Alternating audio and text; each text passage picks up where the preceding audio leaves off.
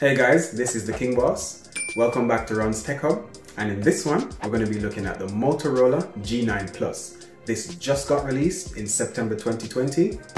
Let's get started.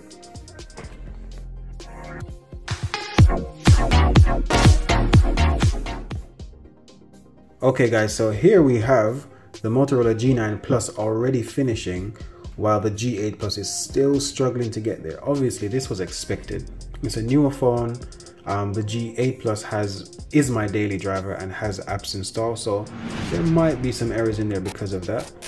But the G9 Plus finished really quick, and the G8 Plus is still on 93%.